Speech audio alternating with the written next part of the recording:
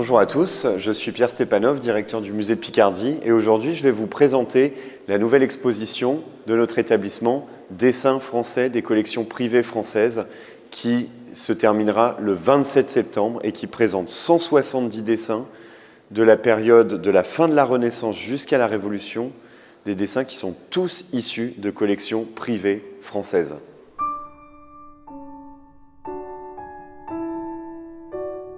L'exposition se compose de 11 sections pour répartir ces 170 dessins dans cette longue période de 2 siècles.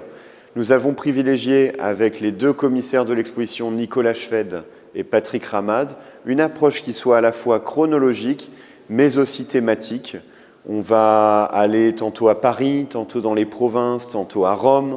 On va s'intéresser tantôt aux dessins en lien avec la peinture d'histoire, tantôt des dessins plus d'observation de la nature. On explore toutes les thématiques. On débute au moment du lancement du règne d'Henri IV et on s'arrêtera juste au lendemain de la prise de la Bastille en 1789.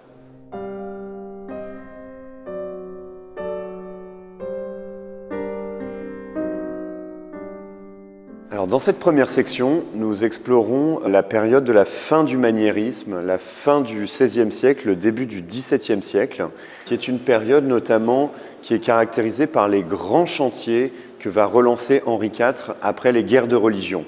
Il y a vraiment cette ambition royale depuis François Ier de faire coïncider la grandeur du roi avec de grandes commandes artistiques et Henri IV a bien l'intention de poursuivre cette politique. On le voit à travers ce dessin de Martin Fréminet, qui est un dessin préparatoire pour le décor du plafond de la chapelle royale du château de Fontainebleau. Voilà, Henri IV a bien compris que le château de Fontainebleau, c'est le château des rois de France et il veut poursuivre les aménagements de ce château. Le grand projet, ce sera l'aménagement de cette chapelle royale dont le décor est confié à Martin Fréminet. Donc dans ce dessin, vous voyez, on voit un certain nombre de frises, de rinceaux, de grecques.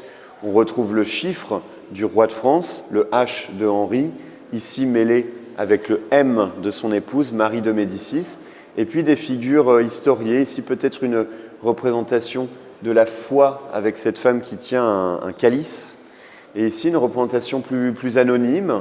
En tout cas, ce qui caractérise ces figures, comme on le voit, c'est la grâce, la préciosité des poses, la dimension un peu serpentine des lignes qui les animent. Il s'agit d'un art qui est encore très marqué par les formules italiennes et par ce grand courant international de la fin de la Renaissance qu'on appelle le maniérisme.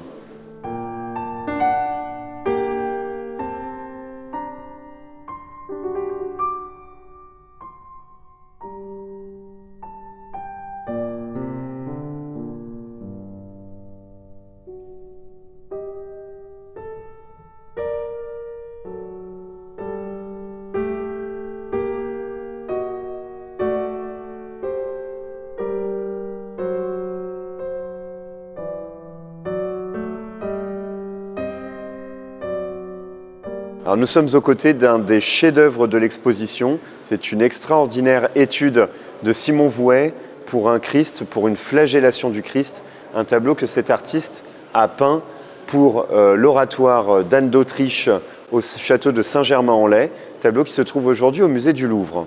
Alors ce dessin, il exprime magnifiquement la révolution artistique qu'incarne le retour de Simon Vouet en France, à Paris, en 1627.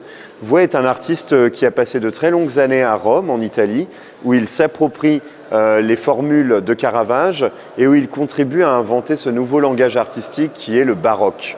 Lorsqu'il est rappelé par Richelieu et Louis XIII à Paris, eh bien, il apporte ce nouveau langage dans la capitale du Royaume de France qui va complètement révolutionner les arts.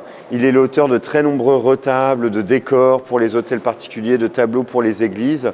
Et ça, c'est un dessin absolument magnifique qui montre à la fois la force naturaliste de son art et en même temps son sens de la dynamique et du drame.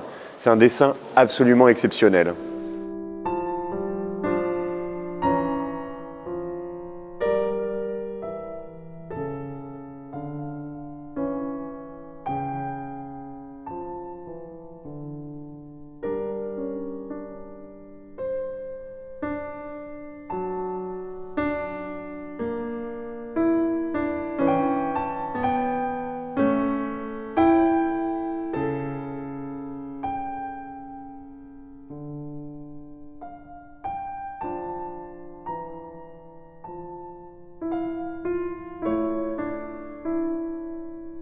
Dans cette section, nous évoquons le rôle de Rome, qui est incontestablement une des grandes capitales artistiques de l'Europe, une ville que tous les artistes fréquentent, un véritable musée à ciel ouvert où l'on peut découvrir à la fois les vestiges de l'Antiquité et les chefs-d'œuvre de l'art moderne, Michel-Ange, Raphaël, tous ces modèles.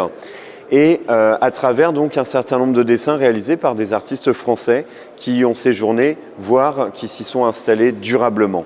C'est notamment le cas de Nicolas Poussin, dont vous voyez ici une très belle étude où s'additionnent un certain nombre de motifs tirés d'autres artistes de la Renaissance. Alors c'est un dessin plutôt intellectuel, dans lequel cet artiste un peu archéologue est allé piocher des motifs qu'il va ensuite réutiliser dans des compositions, dans ses tableaux. On peut parler dans l'art de Poussin d'un véritable musée de papier dans lequel, dans toutes ses feuilles, il allait piocher, additionner des motifs tirés de l'Antiquité. Alors un dessin très différent, cette fois-ci de Claude Lorrain, qui était son ami. Poussin et Lorrain se sont très bien connus à Rome, ils étaient amis. Claude Lorrain, c'est un très grand paysagiste d'origine lorraine qui travaillait à Rome, qui a connu un immense succès. Et on a la chance de présenter ce magnifique dessin de sa main. On peut le dire, c'est un dessin qui a quelque chose de très moderne par son minimalisme. Vous voyez qu'en fait, c'est une suite de coups de pinceau, d'encre brune plus ou moins diluée, qui font apparaître des formes un peu abstraites et finalement un véritable paysage. Vous voyez toutes ces taches sombres qui viennent mimer, pour ainsi dire, la forme d'arbre. Et tout au milieu, on identifie la forme d'une maison qui vient tout à coup, par sa petitesse, donner l'échelle de cet immense paysage panoramique que l'artiste a réussi à suggérer par quelques coups de pinceau à l'encre brune.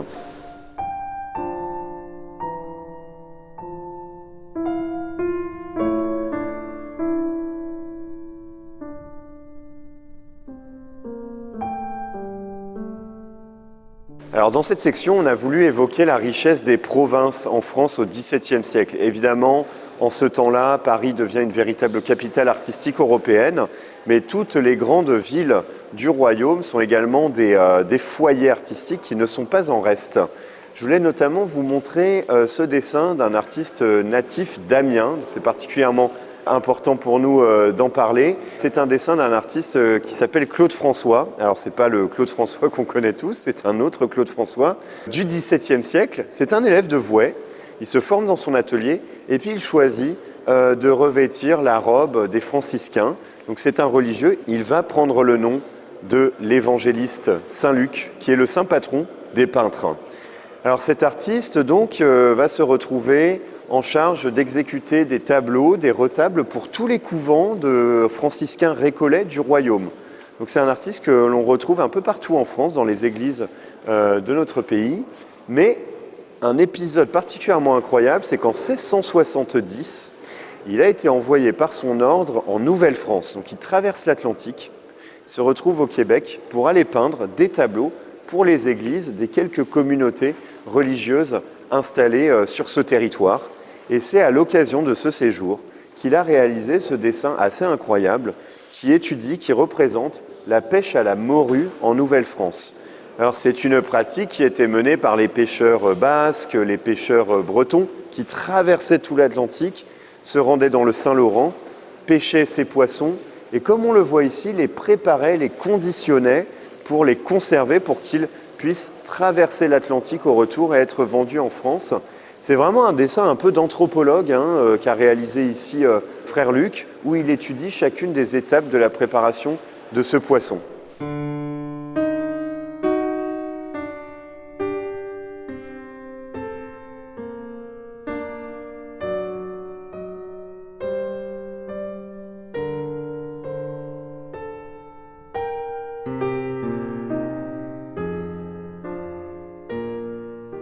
Ce très grand dessin de Charles Lebrun me permet d'évoquer dans cette section le long et grand règne de Louis XIV, marqué par tant de commandes et tant d'ambitions artistiques. Ce dessin, il a été exécuté par le premier peintre du roi, directeur de ses manufactures, qui était Charles Lebrun, véritablement le chef d'orchestre de toutes ces grandes commandes, de toutes les ambitions artistiques de Louis XIV. C'est un très grand dessin qui est préparatoire à un projet de décor pour un grand salon au Louvre.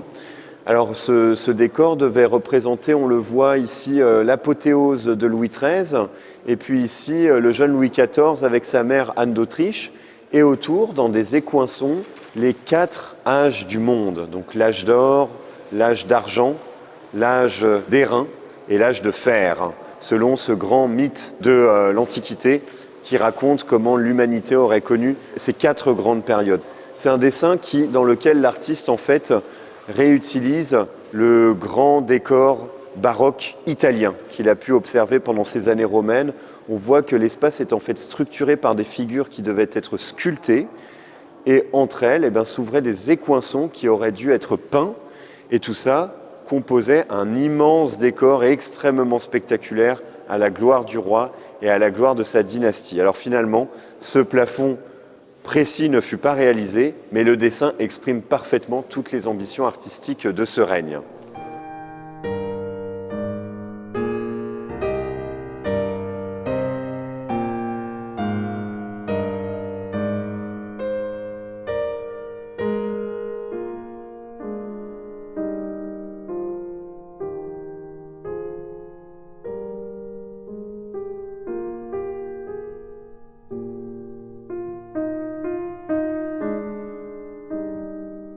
Ce dessin d'Antoine Watteau, c'est une merveilleuse manière d'exprimer, d'illustrer la transformation de la sensibilité après le long règne de Louis XIV, traversé par tant de deuils et tant de guerres. Et au début du XVIIIe siècle, finalement, dans les arts, le goût se transforme et on se met à exprimer des sujets plus libertins, plus légers, plus traversés par le goût du plaisir et de l'amour. L'artiste qui incarne cela parfaitement, c'est Antoine Watteau, qui est un immense dessinateur. On peut vraiment dire que chez Watteau, le dessin vient en premier et la peinture vient ensuite. Watteau est un grand dessinateur, un observateur du monde qui l'entoure, de personnages, de figures, de poses. Ici, il a magnifiquement représenté ce personnage en costume d'acteur. Et c'est un personnage ensuite que l'on retrouve dans plusieurs de ses tableaux. C'est vraiment sa façon de travailler, aller puiser dans ses portefeuilles, dans ses réserves de dessin, pour aller ensuite positionner des personnages dans ces différents tableaux. Alors on le voit, le costume, il est un peu fantaisiste parce que Watteau, c'est aussi un artiste qui a pleinement exploré l'univers du théâtre, notamment de la commedia dell'arte. Ça donne un univers plein de poésie, plein de raffinement. Et puis on peut aussi admirer la magnifique technique de Watteau. C'est un virtuose de cette technique qu'on appelle les 3 crayons, qui consiste à utiliser à la fois de la pierre noire, pour bien définir les contours des formes, de la craie blanche pour apporter de la lumière, ici les moirures de ce costume, et de la sanguine pour exprimer le velouté de la couleur. Ici, on en a un exemple absolument raffiné, un dessin assez simple, assez minimaliste, mais plein d'élégance, qui exprime parfaitement la qualité de l'art de Watteau.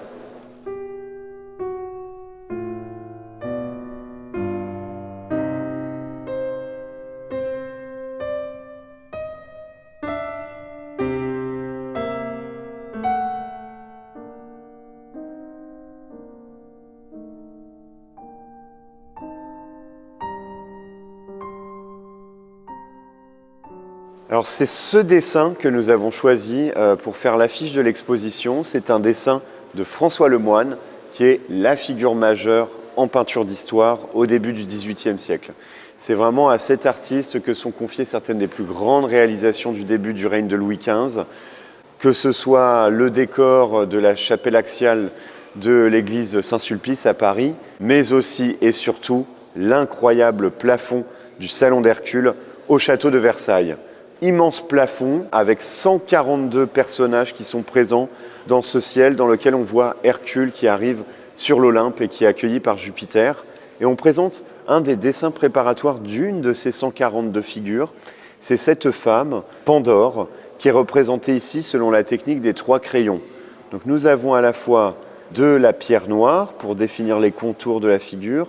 Nous avons également de la craie blanche pour donner de la luminosité dans certaines zones et de la sanguine pour rendre le moelleux sensuel de la carnation du personnage.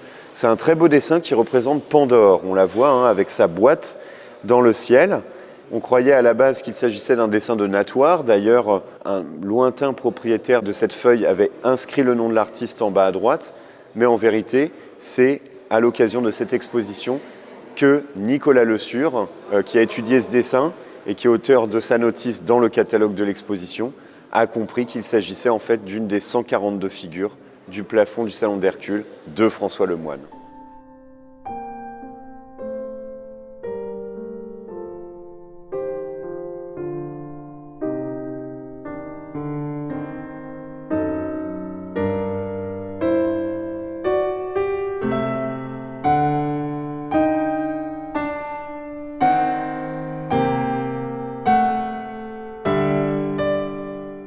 Alors nous nous trouvons dans une section dans laquelle on va explorer combien le dessin au XVIIIe siècle a permis aux artistes d'explorer en fait toutes les richesses du monde. Alors ça peut être des dessins d'animaux, des dessins qui représentent la société, des dessins également qui représentent, vous voyez ici, la construction d'un bâtiment.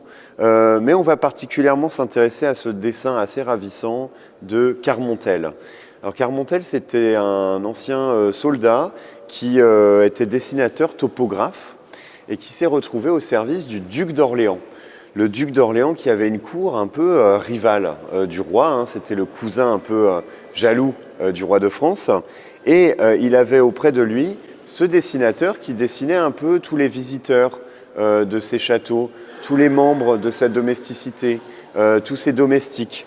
Carmontel a ici représenté une femme, une laitière qui vivait à Villers-Cotterêts et qui rendait souvent visite au duc d'Orléans dans son château de Villers-Cotterêts. C'est une bouquetière, comme on le voit, qui lui apporte des fleurs. Alors le dessin est d'une extrême fraîcheur, d'une très grande délicatesse. C'est un dessin à l'aquarelle, donc comme vous le voyez, sa gamme chromatique est également très riche. Et c'est une image particulièrement attachante qui restitue incroyablement le raffinement et en même temps l'humour, j'ai presque envie de dire, hein, du goût du XVIIIe siècle. Alors nous avons voulu dédier une section entière spécifiquement à Fragonard, qui est peut-être un des plus grands dessinateurs de l'art français. En tout cas, il est d'une diversité extraordinaire, d'une richesse incroyable. Tous les dessins qui sont présentés dans cette section le montrent, de techniques très différentes, des sanguines, des dessins au lavis d'encre de Chine, des dessins au crayon. Et puis ici, un très charmant dessin au lavis qui s'appelle le baiser à la fumée et qui est bien caractéristique du goût de Fragonard. C'est un dessin qui nous emmène dans une petite scène domestique charmante. On se retrouve dans une cuisine et comme on le voit, une bûche est en train de cracher de la fumée dans toute la cuisine. La mère de famille essaye de la retirer. Tout le monde est aveuglé, tout le monde se frotte les yeux et c'est au milieu de ce petit chaos, de ce petit drame familial que les deux jeunes gens, vous voyez ce jeune garçon et cette jeune fille, en profitent pour se donner un baiser très discret. La seule personne qui a l'air de se rendre compte de ce baiser, c'est ce chien, comme vous voyez, qui regarde la scène, qui n'a pas l'air trop choqué de ce qui se passe. Donc voilà, c'est un dessin plein d'humour, absolument ravissant, qui, je pense, va particulièrement plaire aux visiteurs. Alors dans cette section, nous avons voulu évoquer le rôle du voyage en Italie et notamment du séjour à Rome chez les artistes du XVIIIe siècle.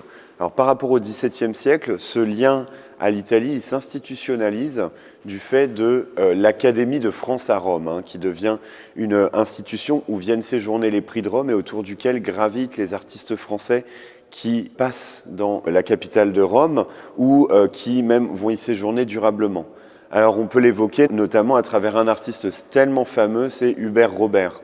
On présente 3 dessins de cet artiste et notamment, comme vous le voyez, une représentation d'une galerie un peu sous la forme d'une étude préparatoire et cette même galerie vue dans un dessin beaucoup plus achevé. Et puis d'autre part, une même galerie encore une fois, mais cette fois-ci représentée à la sanguine, tandis que les autres étaient exécutés à la gouache. Donc ça illustre vraiment le goût d'Hubert Robert, le goût un peu philosophique de Robert pour les ruines, pour la représentation du temps qui passe et les rêveries que cela peut susciter. Le goût de l'architecture aussi, vous voyez, c'est un dessin qui est très expressif, avec de grandes lignes majestueuses et toujours au milieu de ces ruines majestueuses, des figures un peu prosaïques. Vous voyez, un bouvier et une bergère qui arrivent avec leur troupeau. Et puis ici, on a le genre de dessin que Robert a exécuté tout au long de sa carrière. À son retour à Paris, après son séjour à Rome, il n'a eu de cesse de dessiner et de peindre des ruines à l'antique, des galeries. Sauf que cette galerie ici, elle s'inspire sans doute plutôt de la grande galerie du Louvre, en vérité, et cette grande galerie du Louvre se retrouve en ruine. Alors ça, c'est tout le génie philosophique de Robert qui nous montre des ruines. On ne sait pas si on voit des personnages de notre époque au milieu de ruines antiques ou si on voit des personnages du futur au milieu de palais de notre époque qui sont désormais en ruine. Hubert Robert adore ce genre de télescopage qui peuvent donner un peu le vertige. Alors nous nous trouvons dans la dernière section de cette exposition qui est consacrée à l'émergence du courant néoclassique à la fin du XVIIIe siècle. Et je vous présente cette section à travers ce formidable dessin de Jacques-Louis David, qui est évidemment la figure majeure qui émerge dans l'art des années 1780. Alors ce dessin, c'est vraiment le dernier de l'exposition, puisqu'il est préparatoire au tableau que David présente au salon de 1789, Brutus recevant les corps de ses fils. Ce dessin, vous voyez, il prépare la figure de Brutus, que vous pouvez retrouver dans le tableau du musée du Louvre. C'est la figure du père, du magistrat, qui a condamné ses fils à mort parce qu'ils complotaient contre la République. Cette feuille, en fait, elle est issue d'un carnet, d'un album de David qui a été dépareillé. Et on découvre la figure du magistrat. Et, ça c'est assez émouvant, une petite annotation de David pour se rappeler des changements qu'il a voulu faire dans son tableau. Il écrit « Ne pas oublier de faire la figure plus tournée de profil afin qu'on sente mieux le retour de la tête. » Ça, c'est très caractéristique de David. On voit que c'est une figure pleine de rigueur, avec un visage assez sévère. Les draperies sont bien étudiées et ça met en évidence à la fois le goût pour l'Antiquité qui triomphe dans cette période et en même temps la sévérité morale et éthique de ce personnage qui incarne la vertu romaine. Dans cette dernière section, nous avons voulu montrer un ensemble de dessins du musée de Picardie. Aujourd'hui, il y a 15 dessins qui sont présentés et au mois de décembre, nous changerons cette sélection et nous présenterons 15 autres dessins. Donc je vous invite vraiment à venir et à revenir pour découvrir cette présentation. Alors voilà, je voulais vous montrer deux œuvres assez exceptionnelles de notre fonds, l'une qui est très célèbre et l'autre qui est moins connue. Ce sont deux pastels liés à Maurice Quentin de La Tour. Alors pourquoi je dis liés ? Parce que ce très fameux pastel, très connu, c'est une des icônes du musée de Picardie, eh bien nous avons compris qu'il s'agissait en vérité d'une copie. Ce n'est pas une œuvre autographe, c'est une copie qui a été réalisé par un de ses élèves. Alors ça a été un peu une déception, je l'avoue, de le comprendre. C'est un grand spécialiste du pastel, Neil Jeffares, qui a compris cela. En vérité, un article du Mercure de France, la grande gazette du XVIIIe siècle, mentionne le don par Maurice Quentin de La Tour d'une copie de son autoportrait par son élève Montjoie, qu'il offre à un prêtre de la ville de Saint-Quentin qui était son ami. Et ce pastel est allé de collection en collection jusqu'à notre musée. Donc on connaît exactement l'historique de ce pastel et on sait malheureusement qu'il ne s'agit pas d'une œuvre autographe, ce qui n'empêche pas d'être une œuvre assez éblouissante tout de même, où on sent vraiment l'intelligence de ce personnage, un regard vraiment puissant. Et c'est l'occasion pour nous de montrer également un autre pastel qui est moins connu, mais qui est absolument magnifique. C'est cette figure que vous voyez là. C'est ce que Maurice Quentin de La Tour appelait un masque. Alors de quoi s'agit-il ? Il s'agit des études que l'artiste, ce pastelliste exceptionnel, réalisait face à ses modèles directement, sur le vif, sur nature. L'artiste encourageait ses modèles à parler, à bouger, à s'exprimer, pour essayer de capter non pas seulement leur physionomie, mais aussi leur caractère, ce qui faisait leur singularité vivante. Et là, on a un exemple absolument magnifique de ce genre de pastel avec cette figure, vous voyez, avec le regard un peu perçant. En termes d'exécution, vous pouvez voir tous les coups de pastel, c'est une image assez éblouissante et elle est pleine de finesse, de vérité et de nature. C'est vraiment une image prise sur le vif et c'est ce genre d'image que l'artiste utilisait ensuite pour refaire dans l'atelier des portraits plus travaillés, plus aboutis, mais ce sont peut-être ces images-là, ces masques dans lesquels on trouve le mieux, on sent le mieux l'artiste en train de composer sa figure, en train d'inventer son image.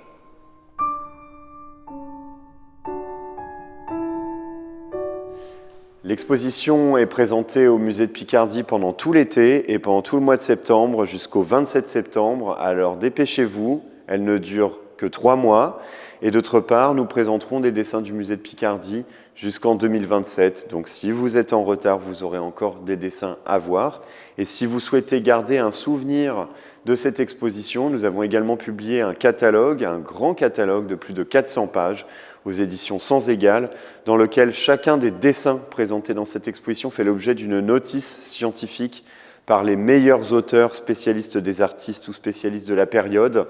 Et ce livre, comme l'exposition, se veut un peu un manuel, un résumé également de l'art français du dessin sur cette période exceptionnelle de 2 siècles qui a vu tant de grands artistes se distinguer et en donner des exemples exceptionnels.